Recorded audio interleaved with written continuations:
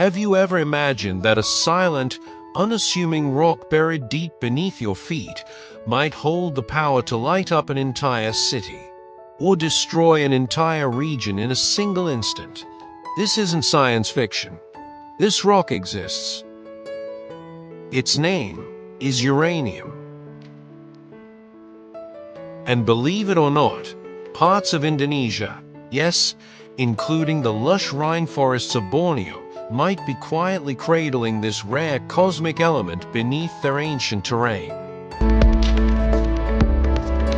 Welcome to In Science Eye, where we uncover the universe's greatest secrets, one element at a time.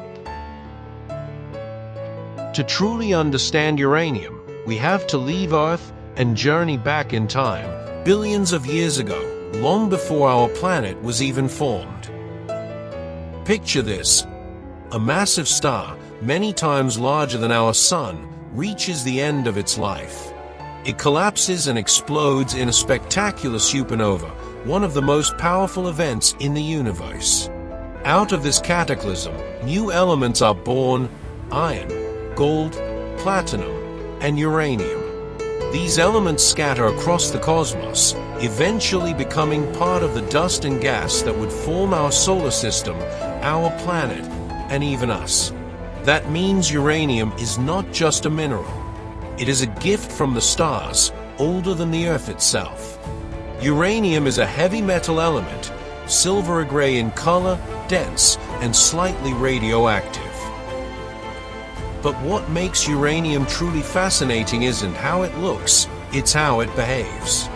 Natural uranium is made up mostly of U-238, which is relatively stable. But a tiny fraction, only about 0.7%, is uranium-235, the real game changer. This isotope is fissionable, meaning it can be split apart to release enormous amounts of energy. To give you a sense of scale, 1 kilogram of uranium-235 contains enough energy to match the power of over 1 million liters of gasoline.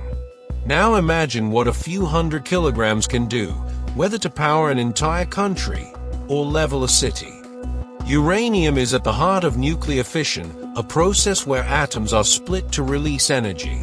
When a neutron strikes a uranium-235 atom, it splits, releasing heat, more neutrons, and triggering a chain reaction. This reaction can be used in two very different ways. Controlled. In nuclear reactors, this heat turns water into steam, spinning turbines to produce electricity, clean, efficient, and virtually carbon-free. Uncontrolled. In nuclear bombs, the reaction is allowed to run wild, unleashing unimaginable devastation in mere seconds.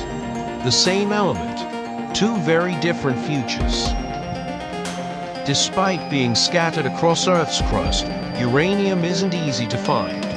For every million rocks, you might only find 2 to 3 grams of uranium. And even then, extracting and refining it is a complex, energy-intensive, and costly process. But there's more. You can't just dig up uranium and throw it in a reactor. Natural uranium has to be enriched. That is, the uranium-235 content must be increased from 0.7% to around 3 to 5% for power generation. This enrichment is what makes uranium valuable and sometimes politically sensitive. Uranium doesn't show up just anywhere. Geologists know to look in places with ancient granitic rocks, stable continental crust, old riverbeds and sedimentary basins, geological formations untouched by volcanic disruption. Unlike elements like nickel, which are often found in volcanic regions like Mount Merapi, uranium prefers quiet, ancient geological neighborhoods, the kind formed hundreds of millions of years ago. And this brings us to Borneo.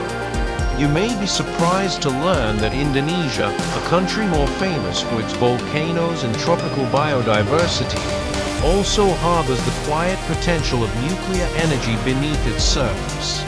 In particular, the island of Kalimantan, better known globally as Borneo, is believed to have uranium reserves. Research from Indonesia's Batam, the National Nuclear Energy Agency, has identified possible uranium deposits in areas like West and Central Kalimantan, where ancient granite formations and old sediment basins suggest the right geological recipe. But we're still only scratching the surface. So why hasn't Indonesia tapped into this nuclear gold mine? The answer lies in a mix of technical, environmental, and political challenges. Uranium mining poses risks to both people and ecosystems. Refining uranium requires complex, expensive technology. There are strong regulations surrounding uranium to prevent nuclear proliferation.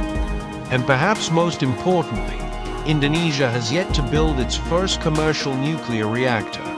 Yet, with growing energy demands and a global push toward carbon-neutral energy, the interest in nuclear as a clean alternative is quietly gaining momentum in Southeast Asia. Could uranium be the key to Indonesia's energy independence?